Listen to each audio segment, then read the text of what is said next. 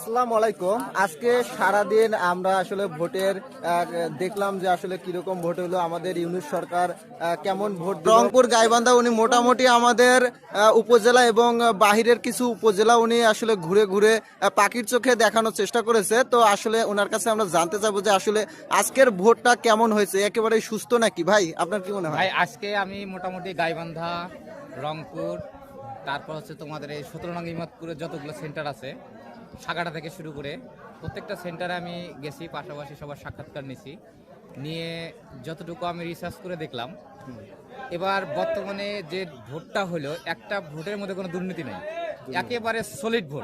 কেউ বলতে পারবে না যে কোনো সেন্টারে দুর্নীতি হয়েছে, কেউ না, কারো ক্ষমতাও নাই।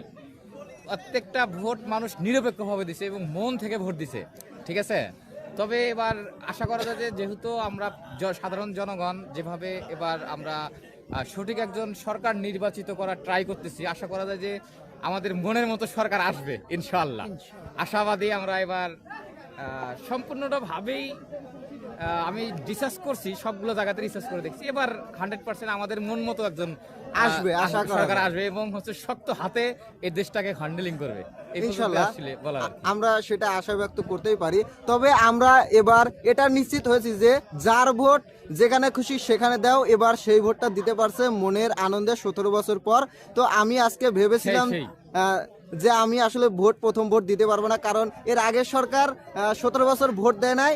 তো আমার বয়স এখন 20 বছর, এবার যদি ভোট কেন্দ্রে ঝামেলা হয় তাহলে এবার যদি আমি ভোটটা দিতে না পারি, পরবর্তী সরকার হয়তো বা 25 বছর নাও দিতে পারে। তো আমি হয়তো এই ভোটের যে আগ্রহ বা ভোট দেওয়ার যে একটা মনে করেন যে আমেজ, এটা হয়তো বা আমি আর গ্রহণ করতে পারবো না। এই জন্য আমি সকাল সকাল আসছিলাম। তো আসার পরে দেখতে পেলাম যে না, আসলে ভোট কেন্দ্র খুবই সুষ্ঠু। আমি আমার প্রথম ভোটটা দিতে পারছি। তো আমরা যদি প্রতি বছর ভোটকে যদি জয়যুক্ত করা হয় তাহলে আমরা তত্ত্বাবধায়ক সরকার আনতে পারবো।